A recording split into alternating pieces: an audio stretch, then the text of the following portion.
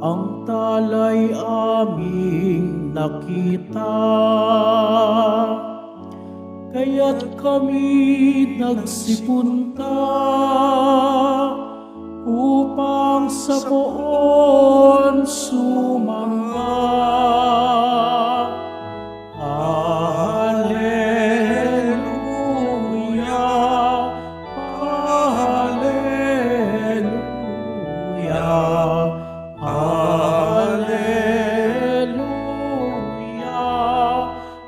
Hallelujah.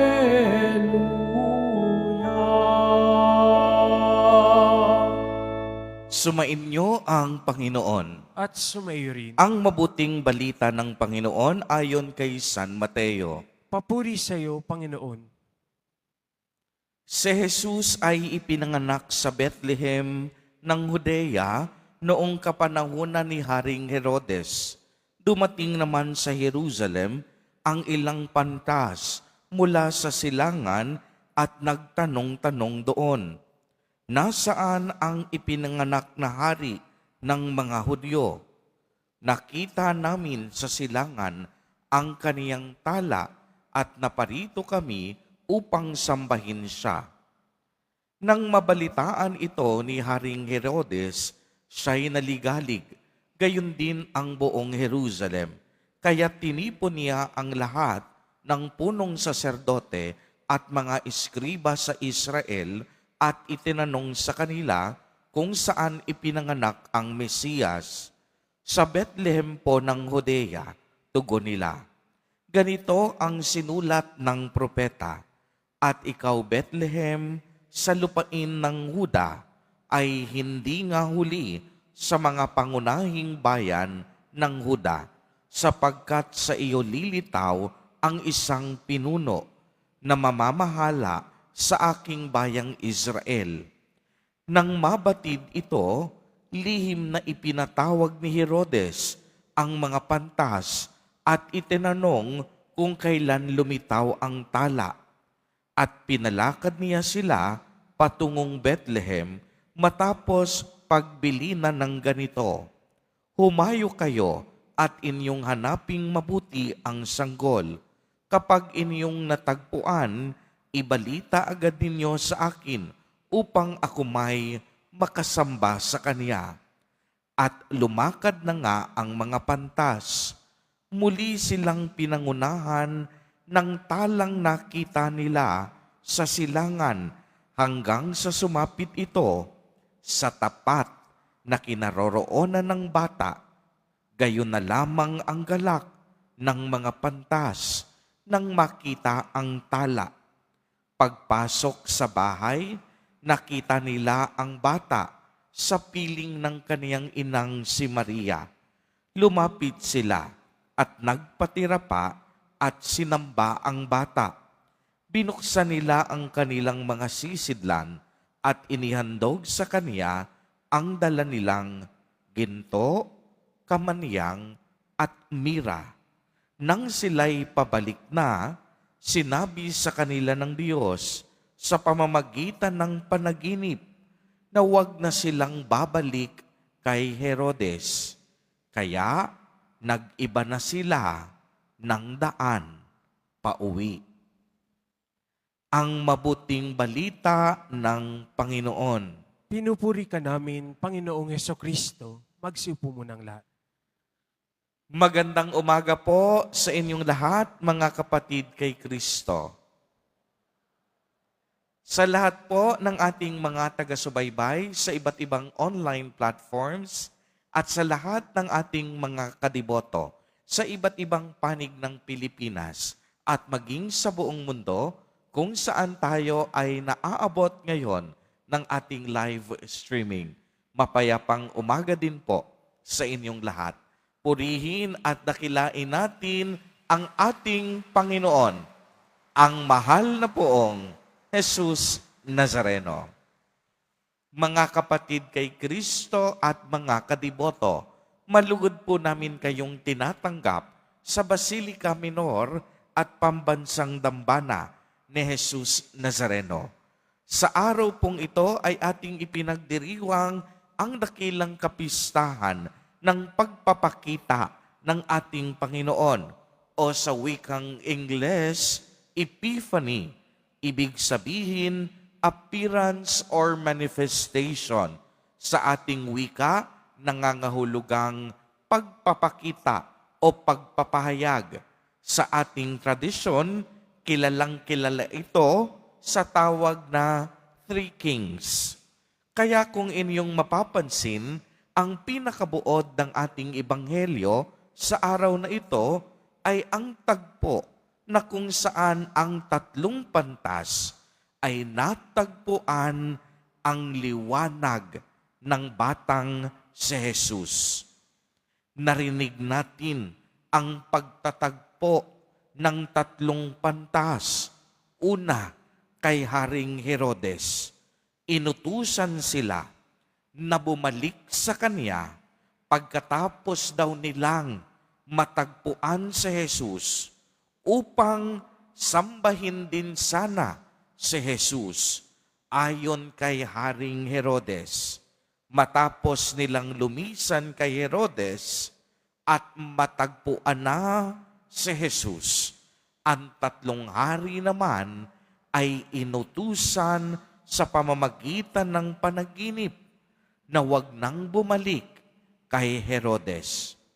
Mga kapatid kay Kristo, pagmasdan po ninyo ang dalawang pagtatagpong ito sa pagitan ng pantas at kay Herodes at sa mga pantas at sa batang si Jesus.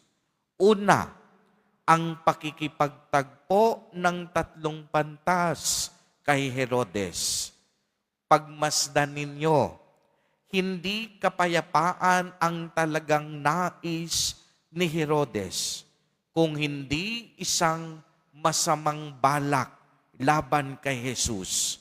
Ang mga salita niya ay salita ng pagkainggit at pagkapuot, mga masamang paghahangad at pagkamuhi sa kapwa. Subalit, pagmasdan ninyo ang pagkakaiba ng makita at matagpuan ng tatlong pantas si Jesus. Nagbago ang kanilang buhay. Sila po ay tinatawag na tatlong hari. Ibig sabihin nito, silang tatlo may kanya-kanyang nasasakupan. Tinitingala sila ng mga tao at mayroon silang kani-kanilang mga alipin. Subalit, ang tatlong haring ito nagbigay ng pagpupugay sa tunay at nag-iisang hari, ang totoong hari na atin ding sinasamba. At yan, walang iba kung hindi si Jesus Nazareno. Kaya maaari bang itaas ang kamay at pumalakpak ng malakas upang magbigay pugay sa ating tunay at totoong hari, Jesus Nazareno. Kaya ano ang sumunod na nangyari? Sa sobrang kagalakan ng tatlong hari, ibinigay at ibinahagi nila ang kanilang dalang ginto, mira at kamangyang. When the Magi encountered the baby Jesus, their hearts were touched and their spirits were moved.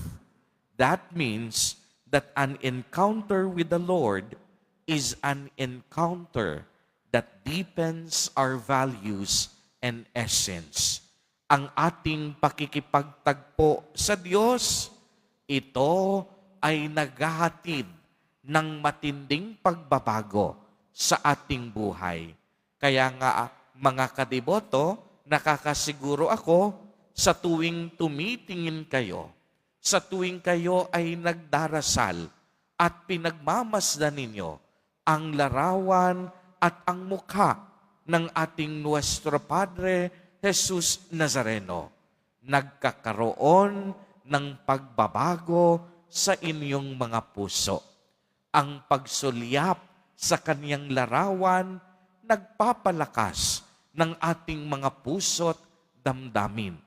Ang pakikipagtagpo natin sa Diyos sa banal na Eucharistia nagbibigay sa atin ng matinding, mabuting pagbabago sa ating buhay.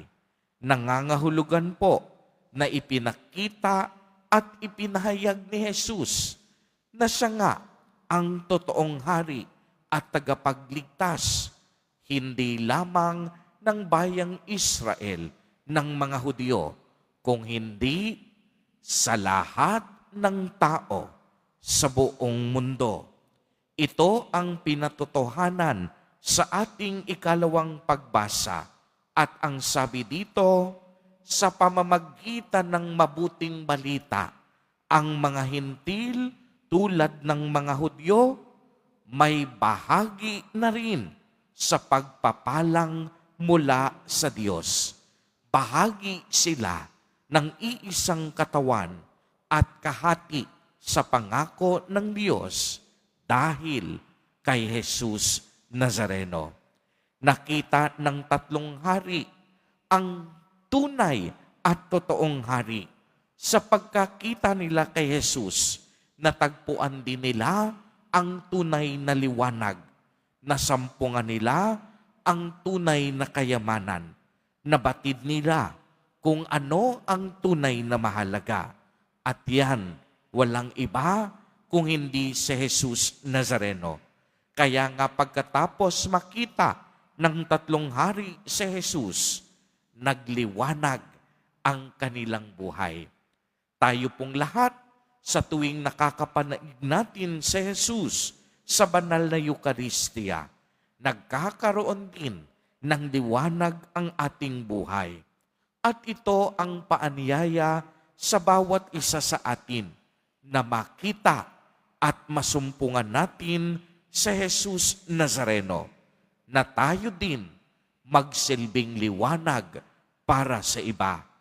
Sabi nga sa unang pagbasa mula sa aklat ni Propeta Isaías, "Bumangon ka, Jerusalem, at magliwanag na tulad ng araw.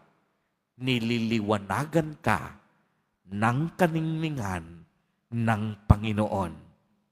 Mga kapatid, sa pagpapatuloy po ng ating pagdiriwang ng banal na Eucharistia, muli nating pag-alabin ang ating mga hangarin na matagpuan si Jesus Nazareno habang tayo ay nakikibahagi sa kaniyang katawan at dugo. Sundin natin ang liwanag ni Kristo na siyang ating tiyak na pag-asa at ang katiyakan na hinahanap ng ating mga puso. Amen. Amen. Purihin at dakilain natin ang ating Panginoon, ang mahal na poong Jesus Nazareno.